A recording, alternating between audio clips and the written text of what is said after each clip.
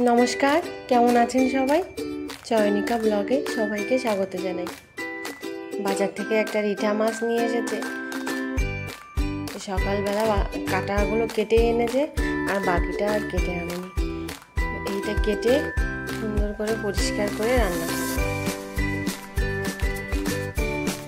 কেটে নিয়েছিলাম, পরিষ্কার করে ধুয়ে নিয়েছি। নুন হলুদ মেখে নেব।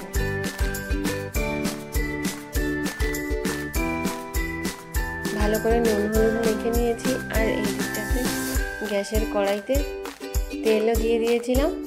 এবার মাছগুলো এক এক করে দিয়ে সব ভেজে নেব।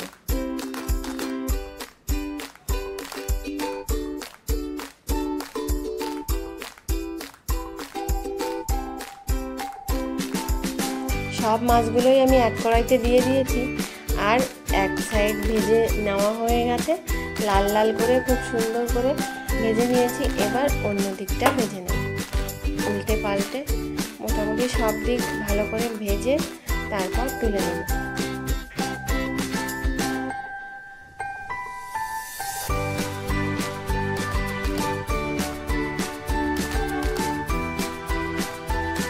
কড়াইতে দিয়ে দিলাম আমি পেঁয়াজ বাটা, রসুন বাটা, আর এবার দিলাম আদা বাটার পেস্ট।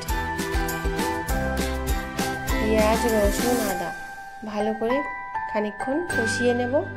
উপর দিয়ে পরিমাণ মতন হলুদ, পরিমাণ মতন নুন দিয়ে আবার একটু কষিয়ে নেব। আজকে আর আলুগুলোকে ভাজবো না, আলুগুলোকে মশলার সঙ্গেই কষাবো। আর ওই যে মাছের পেটে এক টুকরো তেল হয়েছিল, ওইটাও ওই একই সঙ্গে দিয়ে দেবো।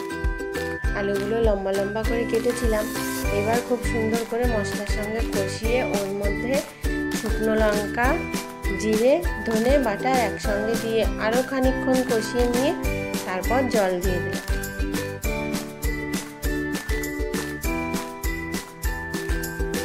এবার ঝোলটা ভালো করে ফুটিয়ে নিয়েছি।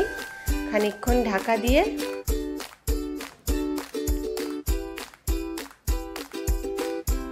ভেজে রাখা মাছগুলো সব ঝোলের মধ্যে দিয়ে দেব।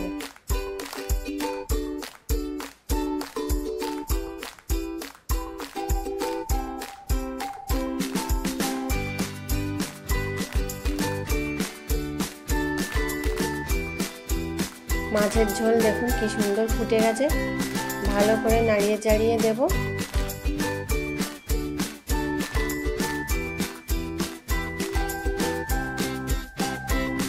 মাছগুলো এত সুন্দর করে ভেজেছিলাম, বারবার নাড়াচাড়ানোর পরেও কিন্তু একটুও ভেঙে যায়নি। আর সব শেষে দিয়ে দিলাম উপর দিয়ে গরম মশলা বাটা। সব মশলাগুলো আজকে শিলেই বাটা ছিল। দিয়ে আবার ভালো করে খানিকক্ষণ নেড়ে চেড়ে জাল করে নিয়ে রান্না হয়ে যাবে আমার। এই যে খানিকক্ষণ ঢেকে দেবো, ব্যাস রান্না হয়ে গেছে মাছের ঝোল। তো আজকে এই অবধি। সবাই অনেক ভালো থাকুন, সুস্থ থাকুন।